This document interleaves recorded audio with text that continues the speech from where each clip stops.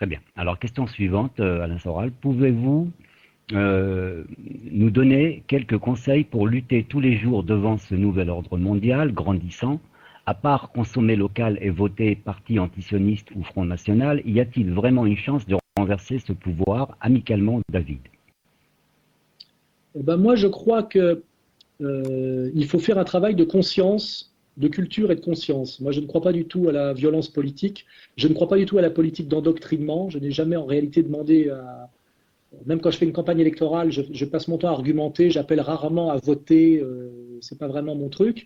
Mais je crois en revanche que face à un empire qui fait un travail de destruction de l'intelligence et des consciences, nous devons faire le travail inverse qui est d'aider le niveau de conscience. Et c'est là où je suis un optimiste. Je crois qu'un citoyen cultivé est toujours quelqu'un de fraternel. Voilà. Je crois que la violence a beaucoup à voir avec la bêtise, la monstruosité, etc. Donc, ça c'est le premier point de réponse. Deuxièmement, je crois, comme je suis un optimiste, je crois que en réalité, l'empire, comme l'empire soviétique est tombé de ses mensonges et de ses contradictions, l'empire libéral vétérotestamentaire, qu'on peut appeler anglo-saxon, sioniste, tout ce que vous voulez, c'est la même chose, l'empire tombera de lui-même.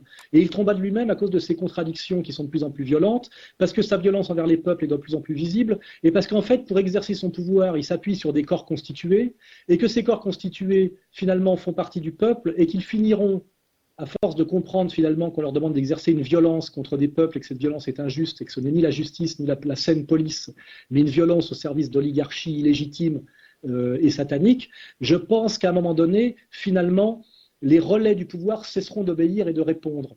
Comme d'ailleurs ça se passe souvent dans les révolutions. En réalité, dans les révolutions, ce qui fait la différence, c'est qu'à un moment donné, vous voyez, on envoie l'armée contre les manifestants, qui sont souvent d'ailleurs le peuple du travail, et à un moment donné, l'armée refuse de tirer sur les manifestants et se joint aux manifestants parce qu'en réalité, ils font partie du même peuple. Et quand l'armée refuse de tirer sur les manifestants et se joint à eux, là, les manipulateurs du pouvoir savent qu'ils doivent se sauver très vite, sinon c'est eux qui vont dérouiller. Voilà. Et j'espère, moi, que face à la violence de plus en plus grande et de plus en plus visible de l'empire, de l'oligarchie mondialiste, face à tous les peuples opprimés, dans lesquels il y a d'ailleurs le peuple de France, les peuples de diverses nations musulmanes, les peuples d'Amérique latine, etc. À un moment donné, les relais de pouvoir que sont les corps constitués cesseront d'obéir et que ce jour-là, il y aura une révolution pacifique et que l'oligarchie mondialiste, qui aura été c'est très peu de gens animés par de très mauvaises intentions, iront se cacher au fond d'un trou pour ne pas finir comme a fini Mussolini, pour ceux qui connaissent l'histoire. Voilà. Donc, pour ça, il faut travailler à la prise de conscience et puis croire disons, en espèce de raison un peu historique hegelienne. D'autres peuvent croire d'ailleurs à la sainte justice, j'en sais rien, mais que plus l'empire pour exister, va être obligé d'exercer une violence de plus en plus visible sur le peuple, et plus on verra que cet empire ne veut pas le bien des peuples, mais les domine en les exploitant et en augmentant chaque jour leur souffrance. Je pense qu'à un moment donné, cet empire qui est en fait organisé et manipulé par une oligarchie très peu nombreuse, finiront par se casser la gueule le jour où les corps intermédiaires et les corps constitués qui relaient leur pouvoir cesseront de leur obéir, car je pense pour l'instant qu'ils leur obéissent, car ils n'ont pas totalement identifié leur illégitimité, enfin l'illégitimité et la violence de l'Empire, mais que la crise s'aggravant, ça va se voir de plus en plus. Et je prends comme exemple l'histoire de la grippe H1N1, pour ceux qui connaissent le dossier. Je vois de plus en plus d'infirmiers, d'avocats, de juristes dire qu'ils refusent le processus de vaccination, qu'ils refusent de marcher dans cette combine qui me paraît très très liée au mondialisme qui se met en place en ce moment. Et ça, pour moi, c'est rassurant. Hein. Ça veut dire que la révolution sera pacifique et qu'elle viendra finalement de la conscience citoyenne. Voilà ma réponse. Je continue donc sur les questions. Question donc je citerai le pseudo ensuite. Alors, il dit, j'aurais aimé savoir si vous ne pensez pas que le seul moyen de débloquer de manière très concrète le système en France, qui est très fermé et très bloqué, qu'il faille passer par un nouveau mai 68, mais beaucoup plus dur, une sorte de coup d'État, j'utilise bien sûr les mots qui sont mis sur papier, enfin noir sur blanc, une manière plus forte comme on montrait un peu le LKP aux Antilles. Question de Super Vegeta. Eh ben, cette question rejoint un peu la réponse que j'ai faite à la question précédente. C'est-à-dire qu'évidemment, il devrait arriver en France, qui est un pays assez étrange et assez intéressant, où convergent toutes les contradictions du monde et qui a souvent été à l'avant-garde des révolutions. Il devrait arriver bientôt en France. La crise économique devant s'aggraver terriblement et la domination et l'illégitimité du pouvoir devant s'identifier de plus en plus, il devrait arriver en France à un moment donné effectivement un processus de type mai 68, mais pas un mai 68 de l'époque des Trente Glorieuses, d'enfants de bonne famille qui ont envie de jouir des avantages acquis de leurs parents, mais un mai 68 beaucoup plus sérieux, beaucoup plus social, beaucoup plus sans doute aussi, peut-être pas brutal, mais beaucoup plus légitime. Et effectivement, je crois qu'on va arriver à ça. Car je crois que de plus en plus, on le voit notamment avec ce qui s'est passé très récemment dans les médias avec la sortie de Mathieu Kassovitz sur le 11 septembre.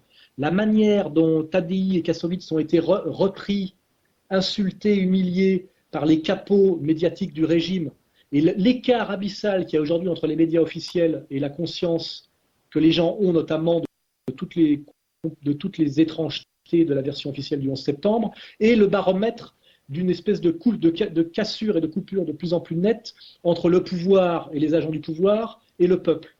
Et je pense que pour exercer son pouvoir, l'Empire est obligé de mentir de plus en plus, ça se voit de plus en plus, ces journalistes sont de plus en plus mauvais, de plus en plus brutaux, de plus en plus illégitimes, et effectivement tout ça devrait amener à terme à une colère généralisée et un soulèvement généralisé qui sera un soulèvement social, qui passe aussi par la privatisation insupportable de la Poste, le sort qui est fait aux fonctionnaires français, le sort qui est fait aux ouvriers français, le sort qui est fait aux intellectuels français, l'injustice que vivent les musulmans par rapport à une diabolisation instrumentalisée dont on parlera, dont on peut parler après si vous voulez. Tout ça fait que les différentes composantes du peuple français vont être amenées à un moment donné à se révolter pour des raisons morales, sociales, économiques, contre un pouvoir de plus en plus isolé, de plus en plus illégitime, car en réalité, si vous enlevez le pouvoir de l'argent et cette verticalité du pouvoir économico-médiatique, le pouvoir aujourd'hui représente très peu de choses. Par exemple, ceux qui ont gagné les élections européennes l'ont fait sur 40% de votants, qui représentent encore moins d'inscrits. Donc on se dit en gros finalement que l'oligarchie sarkozyste représente aujourd'hui électoralement 10% de la population française. Et les 60% de gens qui votent pas parce qu'ils sont dégoûtés par le mensonge du pouvoir. Et peut-être qu'un jour, effectivement, ils feront un peu plus que cette insoumission par le refus d'aller aux urnes, en étant un peu plus virulent, un peu plus actif. Et ça arrivera, à mon avis, quand la crise économique s'aggravera. Car il faut bien comprendre que la France est un pays très riche, où aujourd'hui, disons, personne ne meurt encore vraiment de faim, et que personne n'a vraiment de raison physique de se révolter, et qu'on ne se révolte pas uniquement pour des raisons morales. Il faut à un moment donné que ce soit plus grave sur le plan, je dirais, concret. Voilà. Mais je crois que la crise, qui n'est absolument pas finie, mais qui est à son début, hein, je parle de la crise économique, pas de la crise financière, cette crise va nous amener à tout ça, et à mon avis, dans pas très longtemps. Hein. Et donc, j'ai bon espoir, effectivement, d'un soulèvement populaire qui pourrait d'ailleurs commencer en France, car je crois que la France est ce pays où les révolutions se passent en premier, et ce pays qui est au carrefour de tout, et qui est un pays aujourd'hui où toutes les contradictions du monde sont réunies. C'est là où il y a le plus de juifs, le plus de musulmans, le plus de libéraux et d'antilibéraux, le plus des néoconservateurs et le plus de gens attachés au modèle social français.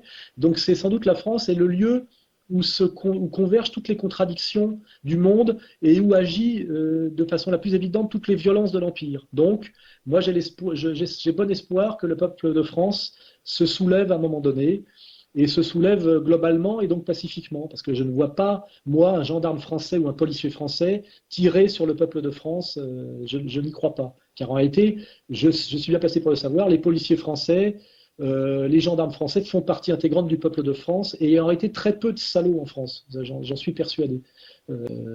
Donc effectivement, il devrait arriver demain un mai 68 inversé, beaucoup plus sérieux et légitime que mai 68, mais qui devrait amener effectivement à la mise à la porte des élites actuelles qui dominent la France et qui ne sont que des relais de la domination mondialiste et de l'Empire. Et j'appelle effectivement ce soulèvement de mes voeux, j'y travaille, et j'ai bon espoir que tout ça se passe, je dirais, pacifiquement et dans pas très très longtemps. Nous avons de bonnes chances de tous le vivre dans les quelques années qui viennent.